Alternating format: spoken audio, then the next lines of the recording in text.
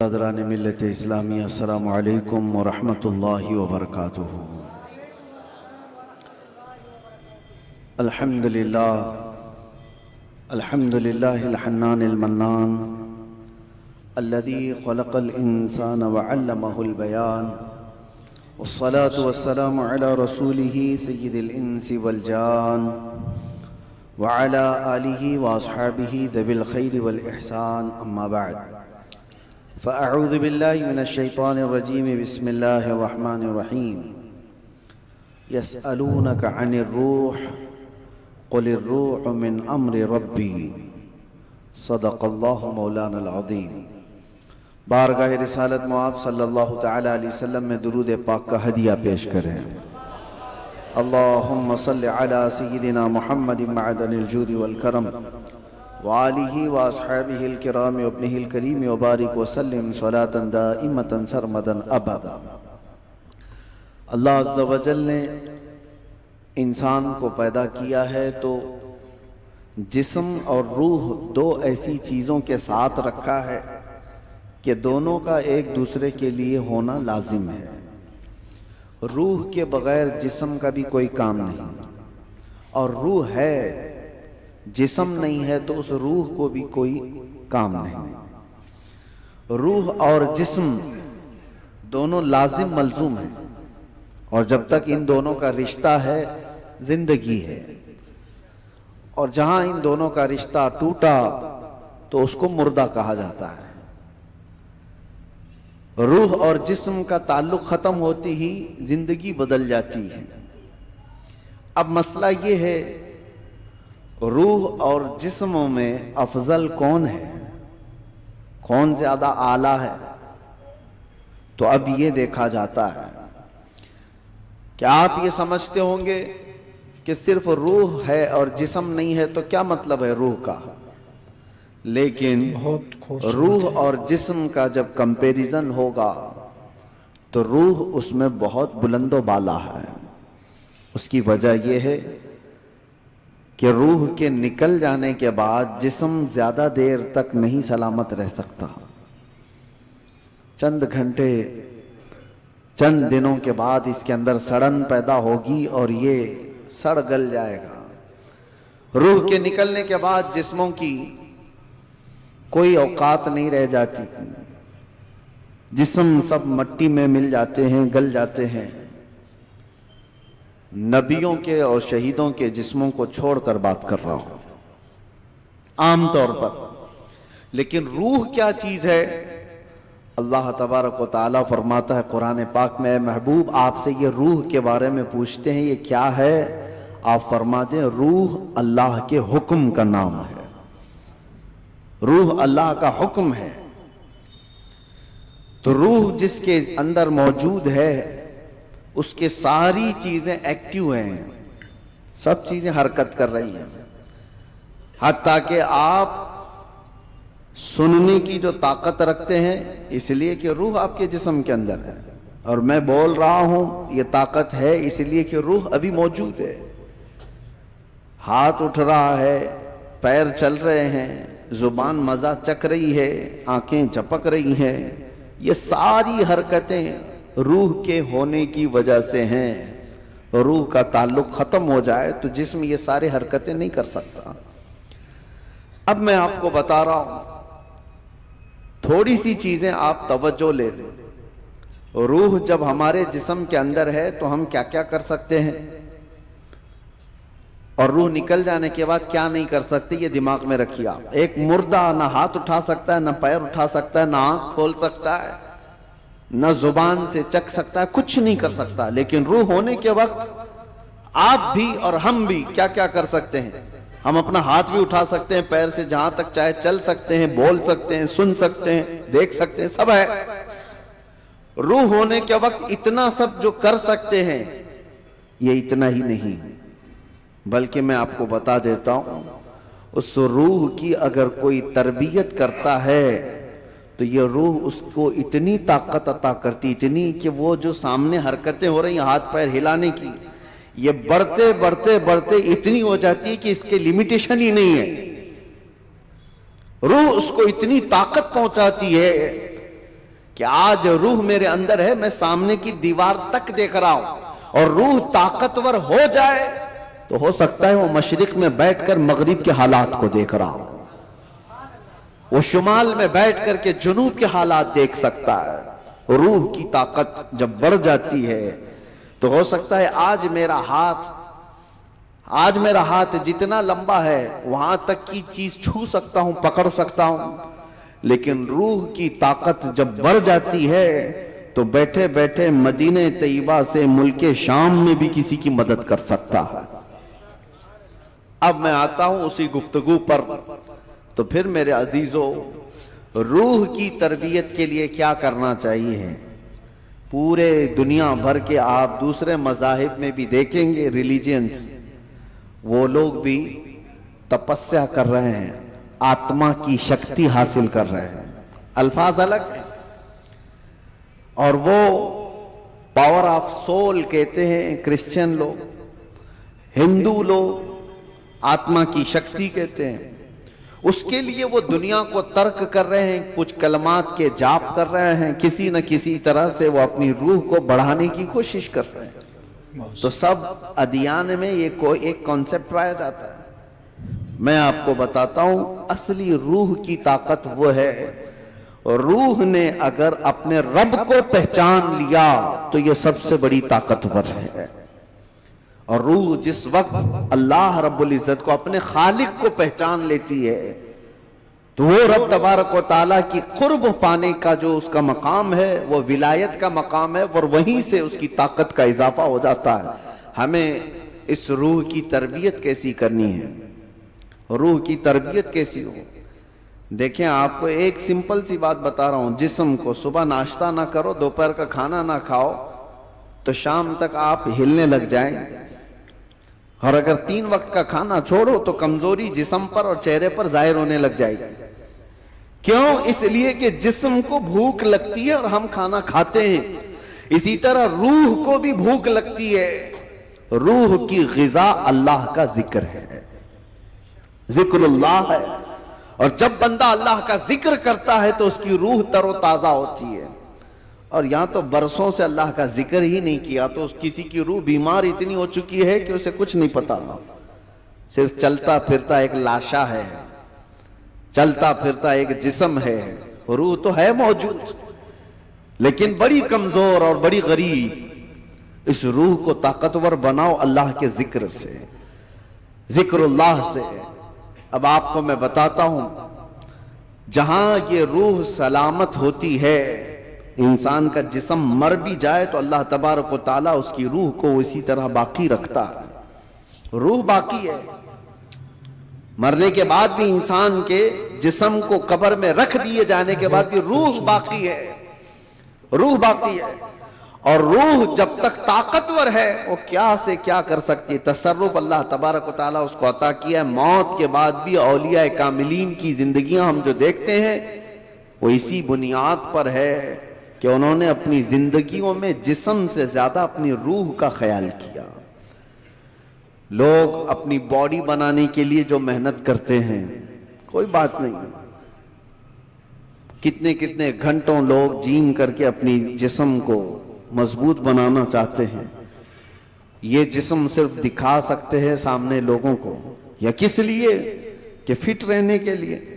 کچھ لوگ کسی کو مکہ مارنے کے لیے کر رہے ہیں، لیکن اس کا 10% بھی اگر روح کی تربیت پر توجہ دی جائے تو میرے عزیزوں طاقت و قوت کا یہ عالم ہوگا کہ اولیاء کاملین کی صف میں اللہ تبارک و تعالیٰ آپ کو وہ مقام عطا فرمائے۔ روح کی طاقت کی طرف توجہ۔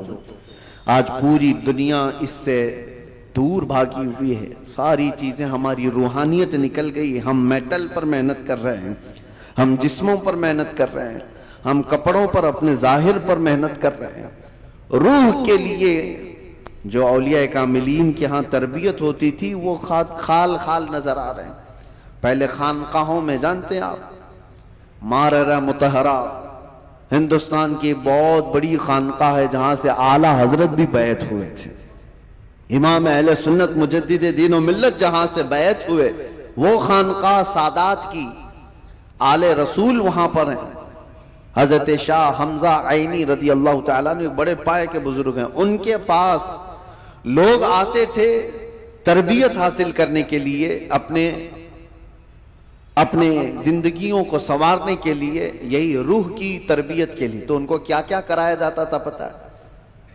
سب سے پہلی چیز ان کی تربیت یہ ہوتی تھی کہ جو چیز تمہاری زندگی میں حاوی ہونے کی کوشش کر رہی ہے اس سے اپنے آپ کو چھٹکارا دلانا۔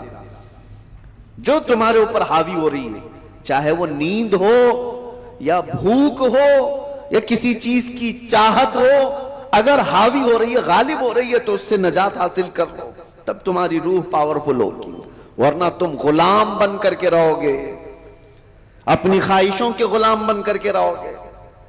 ابھی من کیا بریانی کھانے کا، بھاگ کر چلے گئے، تم خواہش کے غلام ہو، تم ظاہری چیزوں کے غلام ہو۔ نیند تمہیں غلام بنا کر رکھی ہے، جب وہ آئی تو تم تو لمبے ہو گئے۔ تمہارا کنٹرول نیند پر نہیں، تمہارا کنٹرول بھوک پر نہیں، بلکہ وہ چیزیں تم پر کنٹرول رکھی ہوئی ہیں، تو سمجھ لو کہ تم کمزور آدمی ہو، تم کمزور ہو، تمہاری روح وہ طاقت نہیں رکھتی، تم مجبور ہو۔ اولیاء کاملین کو اس کے برعکس تربیت دی جاتی تھی، بھوک پر کنٹرول، خواہشات نفسانیہ پر کنٹرول اور نیند پر کنٹرول۔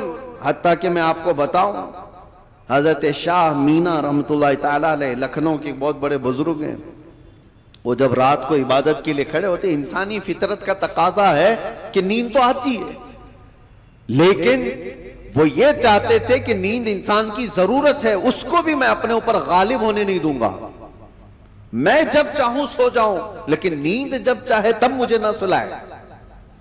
نیند میری حاکم نہیں، میں اس پر حاکم ہوں۔ آپ نے کیا کیا جانتے ہیں؟ رات کو عبادت کے لیے روزانہ کھڑے ہو جاتے تھے۔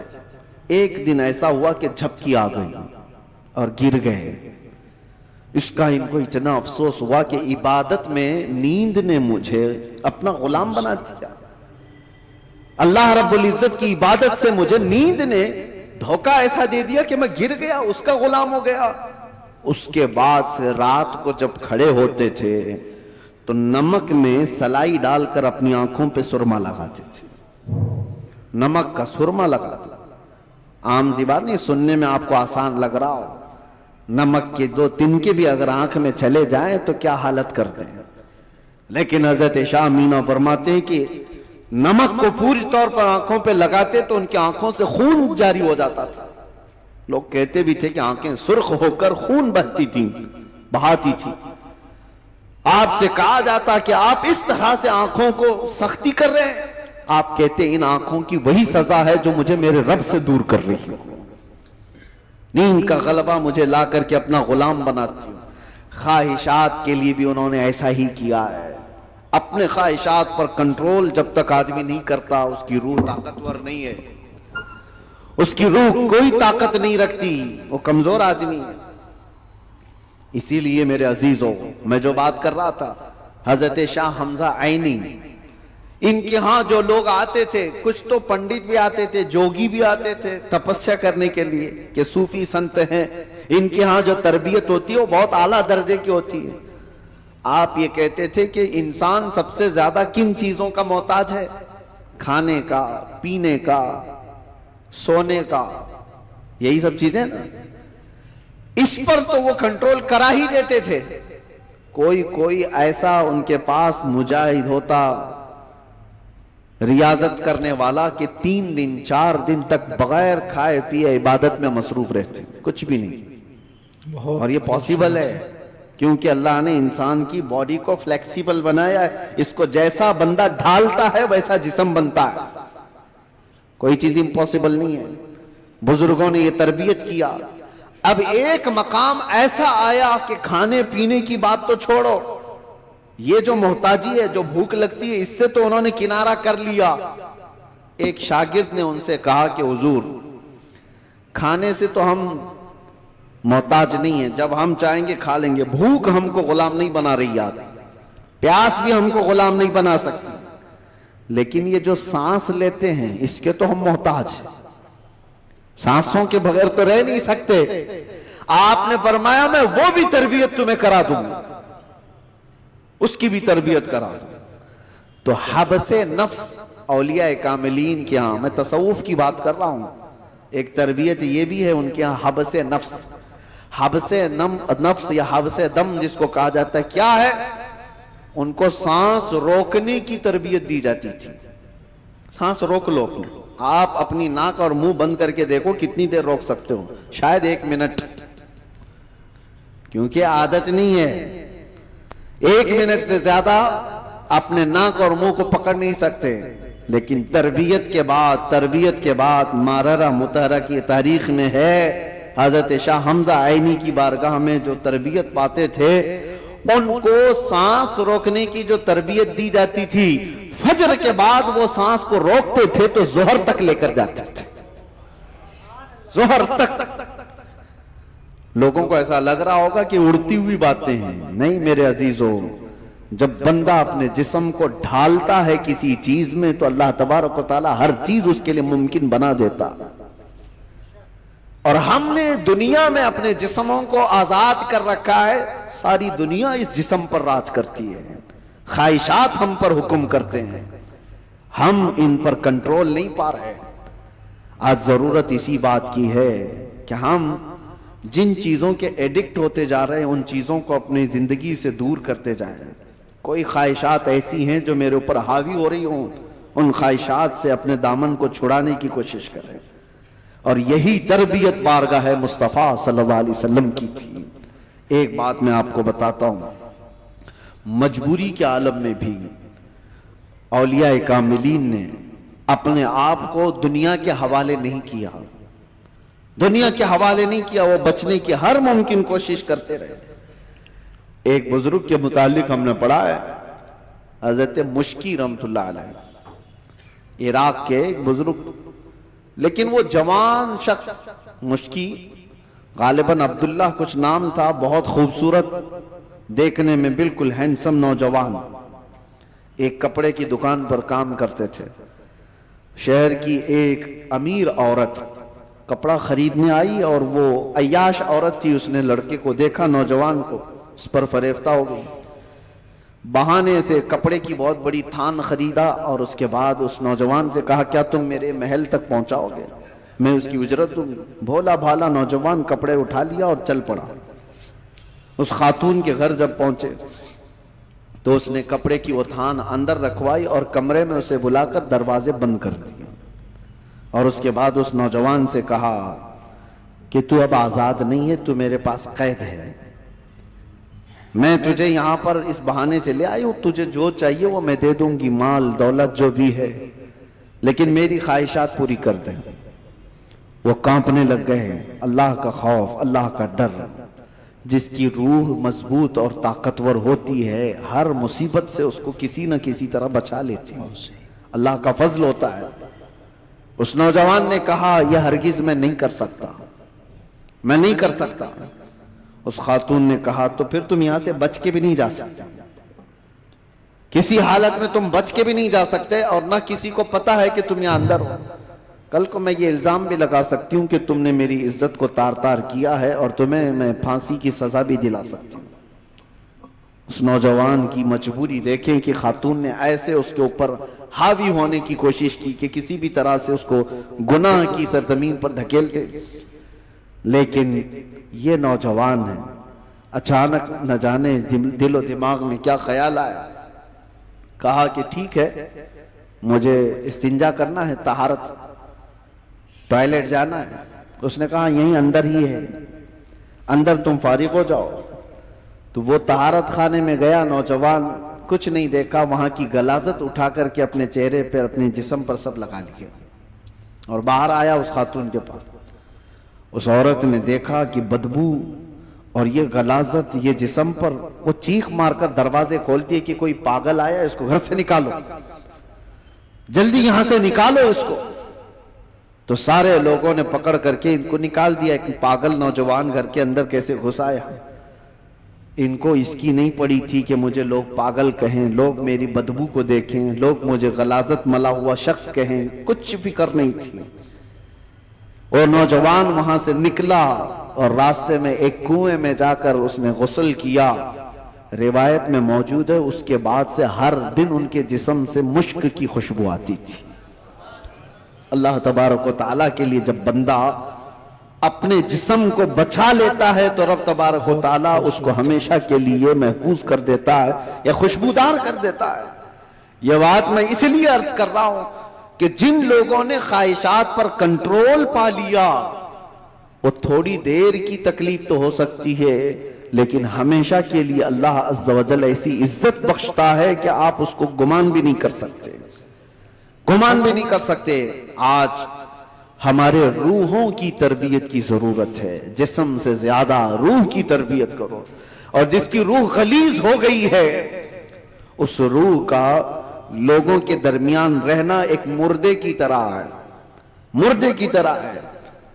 اسی لیے میں نے دیکھا ہے تاریخ میں، آپ کو پتا ہے حضرت صابر کلیری رحمۃ اللہ تعالی علیہ کے متعلق آپ نے سنا ہوگا کہ آپ سے آپ کے مرید نے پوچھا تھا کہ فنا اور بقا کیا چیز ہے، تو آپ نے فرمایا تھا کہ میں تم کو بعد میں بتاؤں گا. فنا اور بقا، فنا کا مطلب ختم ہو گیا، بقا کا مطلب باقی رہنے والا. تو آپ کا انتقال ہوا، آپ کا غسل کفن سب کر کے جنازے کے لیے رکھا گیا تو کون آگے بڑھے نماز پڑھانے کے لیے؟ صفیں لگی ہوئی تھی، ہزاروں کی تعداد میں لوگ موجود تھے. ایک گھوڑ سوار آئے، چہرے پر کپڑا پڑا تھا، سیدھے وہ امامت کے آگے بڑھ گئے، نماز پڑھا لیا. سارے لوگ ان کے پیچھے نماز بھی پڑھ لی، کسی نے پوچھا نہیں. اور وہ آئے ہوئے بزرگ نماز جنازہ پڑھا کر نکل رہے تھے تو ان کے وہ مرید خاص جو صابر کلیری کے تھے انہوں نے ان کو پکڑا اور پوچھا آپ کون ہیں؟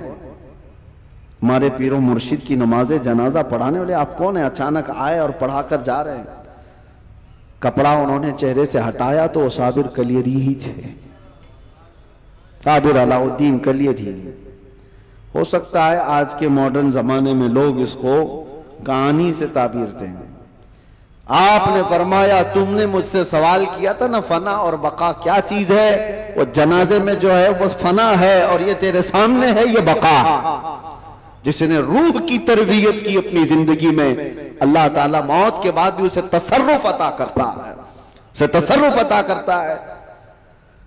صحیح روایات میں موجود ہے کہ جس نے اپنی روح کو اللہ اور اس کے رسول کے حوالے کیا اللہ اس کی جسم کی بھی حفاظت کرتا ہے، صرف روح کی نہیں جسم کی بھی.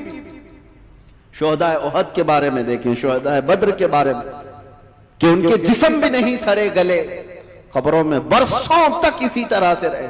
1935 میں عراق میں بغداد کے دریائے دجلہ کے کنارے دو صحابہ کی قبریں تھیں، حضرت حذیفہ بن یمان، حضرت عبداللہ بن جابر.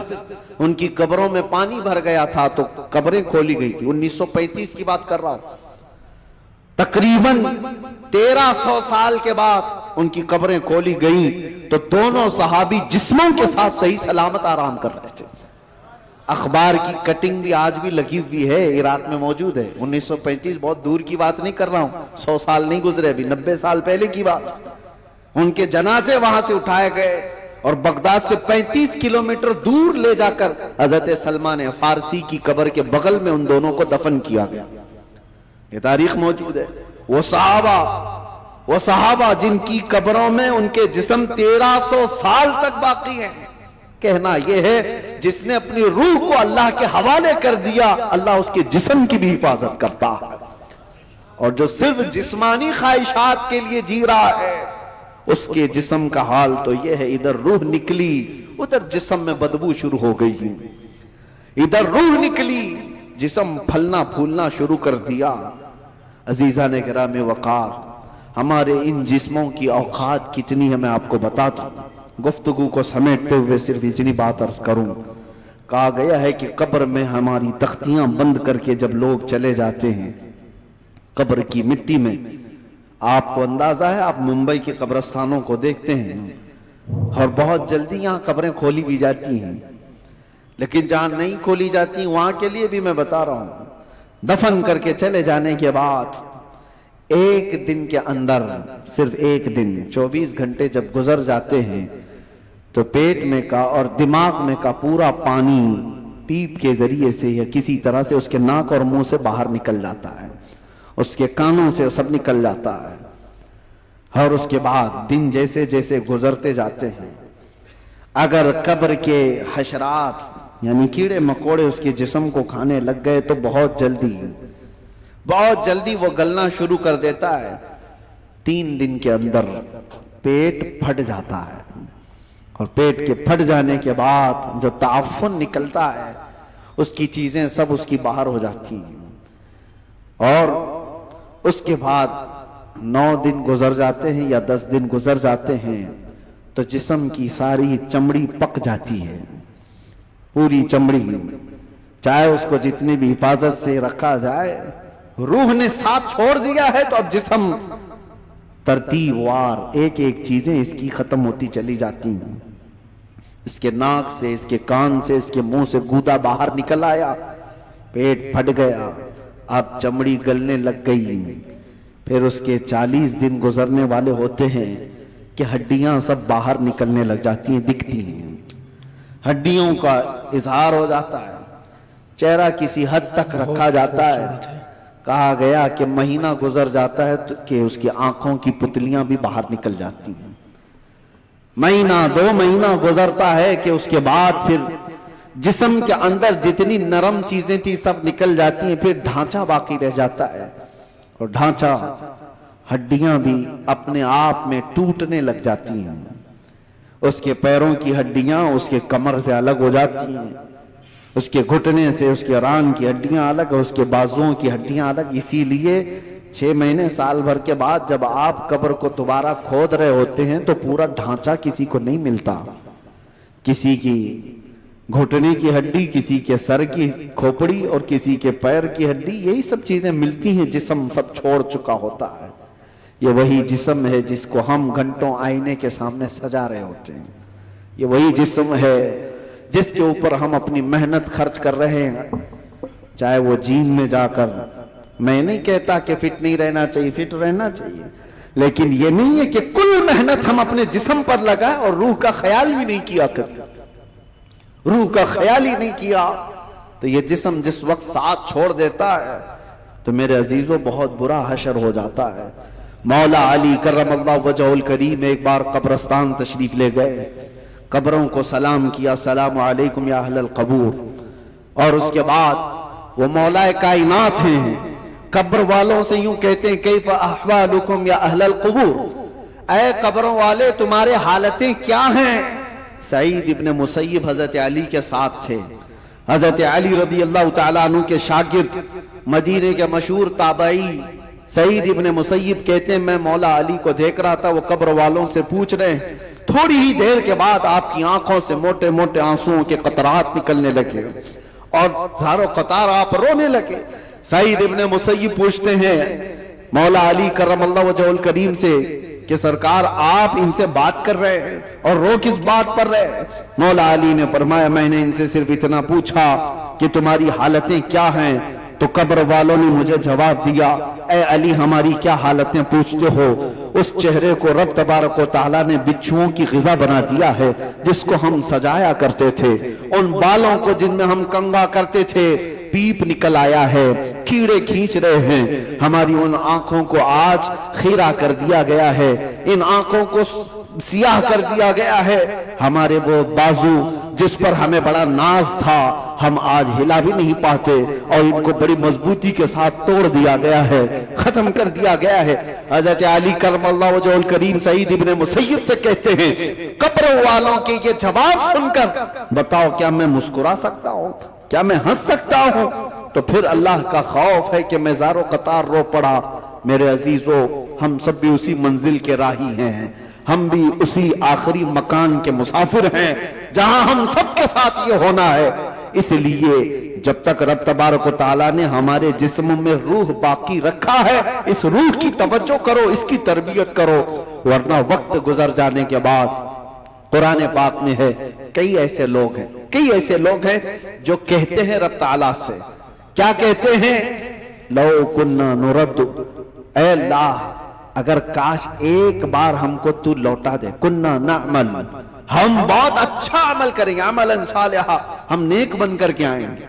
لو نورتو، ہم لوٹا دیے جائیں، اگر ایک بار ہمیں دوبارہ دنیا میں بھیج دے، ہم پکے مومن بن کر کے آئیں گے، ہم نیک عبادت گار بن کر کے آئیں گے۔ رب تعالیٰ فرماتا ہے کلا، ہرگز نہیں، جو وقت تھا وہ بیت چکا، اب عمل کا وقت نہیں، اب صرف حساب کا وقت ہے، اب صرف حساب کا وقت ہے۔ اسی لیے عربی میں ایک مقولہ میں پڑھتا تھا اپنے طالب علمی کے زمانے میں نے تو اپنے سرانے پر اس کو لگایا ہوا تھا، حاسبو قبل ان تحاسبو، اپنا حساب پہلے پورا کر لو اس سے پہلے کہ تمہارا حساب لیا جائے، اپنا کیلکولیشن پورا کریکٹ کر کے رکھ لو کہ اس سے پہلے کہ تمہارا حساب لیا جائے۔ عزیزان گرامی، آج ہماری زندگیاں ایسی ہیں، ہم انکم ٹیکس کے ڈر سے تو اپنا حساب پورا صحیح کرنے کی کوشش تو کرتے ہیں، سی اے کو دے دیا، اس کو دے دیا، سب سے پوچھ تاچھ کر کے کہ کہیں کوئی لوپ ہولز نہ رہ جائے تاکہ ہم پکڑ میں نہ آئیں۔ بینکوں کے معاملات صحیح کر رہے ہیں کہ کہیں ہم ای ڈی کے چھاپے میں نہ آ جائیں، انکم ٹیکس کے چھاپے میں نہ آ جائیں۔ یہ زیادہ سے زیادہ تمہیں کیا کر سکتے ہیں، اس زندگی میں ہی تو سزا دے سکتے ہیں، لیکن ان کو چھپا بھی سکتے ہو اپنے معاملات۔ سی اے تمہیں چھوٹے راستے بھی بتاتا ہے اور الگ شارٹ راستے بھی بتاتا ہے، لیکن اس رب العالمین کی بارگاہ میں تم کوئی ہیلا بہانہ نہیں کر سکتے۔ یعلم خائنۃ الاعین وما تخفی الصدور، وہ تمہاری آنکھوں کی خیانت کو بھی دیکھ رہا ہے اور دل میں چھپے ہوئے حالات کو بھی دیکھ رہا ہے۔ اس کے دربار میں کیا چھپا سکتے ہو؟ اور جو فرشتے تمہیں قبر میں پوچھنے آئیں گے وہ رشوت بھی نہیں لیتے ہیں، وہ کسی کے بارے میں سفارش کو قبول بھی نہیں کرتے، ان کا حال تو یہ ہے جتنا رب نے ان کو حکم دیا وہ پورا کر کے ہی رہتے ہیں۔ اگر فرشتہ رشوت لینے والا ہوتا تو کتنے تو مالدار پیسے دے کر اسرائیل علیہ السلام سے جان تو بچا لیتے، اپنی روح نکالے جانے سے بچا تو لیتے۔ جہاں بندہ ڈاکٹروں کو پیسے دیتا ہے، ملک الموت کو بھی تو دے سکتا تھا، لیکن پوری دنیا کو یہ معلوم ہے کہ یہ فرشتہ رشوت نہیں لیتا، نہ ہی یہ کسی کو ایک منٹ آگے پیچھے ہونے دیتا ہے۔ جب یہ سارے معاملات طے ہیں اور سب کو معلوم ہے تو آؤ میرے عزیزو اس بارگاہ مصطفیٰ صلی اللہ علیہ وسلم میں، جہاں میرے آقا صلی اللہ تعالیٰ علیہ وسلم نے انسانوں کی تربیت فرمائی، ان کی روح کی تربیت فرمائی۔ وہ کون تھے جو صحابہ بنے؟ شراب کی زندگیاں ان کی بھی تھی، جوئے کی زندگیاں ان کی بھی تھی، بچیوں کو پیدا ہوتے ہی گردن مروڑ کر کے مار دینے والی زندگیاں ان کی بھی تھی، ماں اور بہنوں کو بازاروں میں نیلام کر دیا جاتا تھا، عرب کی یہ زندگی تھی۔ لیکن ایک عرب نے آدمی کا بول بالا کر دیا، خاک کے ذروں کو ہمدوش سریا کر دیا، خود نہ تھے جو راہ پر اوروں کے ہادی بن گئے، کیا نظر تھی جس نے مردوں کو مسیحا کر دیا۔ میرے آقا صلی اللہ تعالیٰ علیہ وسلم نے پھر ان کو کس مقام پر پہنچایا؟ یہ وہ عرب کے بدو لوگ تھے جن کو دنیا وحشی کہتی تھی، مگر میرے مصطفیٰ صلی اللہ علیہ وسلم کی تربیت میں آئے تو پھر مقام یہ بنا اصحابی کالنجوم۔ خود میرے آقا نے فرمایا میرے صحابہ ستاروں کی مانند ہے، جس کی بھی پیروی کرو گے ہدایت پا جاؤ گے۔ ان کو بلند مقام ہوا عطا کیا کہ چاند بھی ان کو دیکھے تو رشک کرے۔ وہ مقام میرے آقا کی اس جلوت خانے میں، اس خلوت کدے میں ہوا ہے۔ اسی لیے دنیا کی یونیورسٹیاں، دنیا کے اسکول جسم تو بنا سکتے ہیں اور مدینے کا دربار تمہاری روح کو بناتا ہے، روح کو بناتا ہے۔ بارگاہ مصطفیٰ صلی اللہ علیہ وسلم میں ہم اپنے آپ کو سرنڈر کریں، اور اسی لیے میرے آقا نے فرمایا لا یؤمن احدکم حتی یکون ہواہ تبعا لما جئت بہ، اس وقت تک تم میں سے کوئی بھی مومن نہیں ہو سکتا جب تک اپنی خواہشات کو میری مرضی کے مطابق نہ بناتے۔ جب تک آپ اپنی خواہشات کو رسول اللہ کی مرضی کے مطابق نہیں کرتے تب تک تو پکے مومن بھی نہیں ہیں۔ اسی لیے آج یہ عہد کرو کہ ہمارا جینا مرنا حضور کی مرضی کے مطابق ہوگا، حضور پاک کی مرضی کے مطابق ہو تو پھر روح بھی طاقتور ہوگی۔ اسی لیے میرے مرشد نے کہا زندگی یہ نہیں کسی کی کسی کے لیے، زندگی ہے نبی کی نبی کے لیے۔ ارے نا سمجھ مرتے ہیں زندگی کے لیے، جینا مرنا ہے سب کچھ نبی کے لیے۔ یا رسول اللہ دہن میں زبان تمہارے لیے، بدن میں ہے جان تمہارے لیے، ہم آئے یہاں تمہارے لیے اور اٹھے بھی وہاں تمہارے لیے۔ جب بندے کا یہ عقیدہ بن جائے تو پھر دیکھو اس کی زندگی میں انقلاب کیسے آتا ہے۔